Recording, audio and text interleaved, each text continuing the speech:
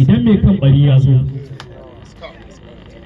ku gaya masa cewa mun ɗora maka na ɗaya ka ɓaras, mun kuma ɗora maka ka ɓaras, mun maka na uku ka sake ɓarawa.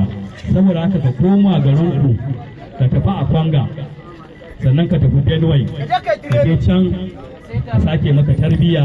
Amma wannan karan kiro bebeji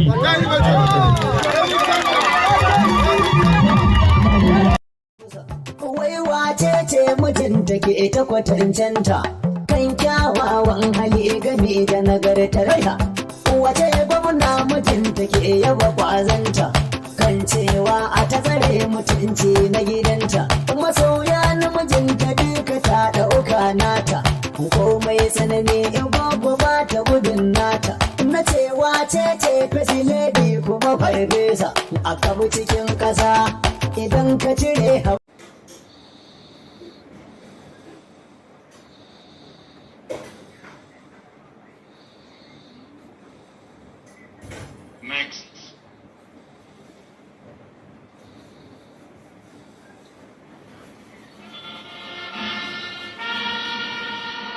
Next, Honorable Mukhtar Bakira Aliyu.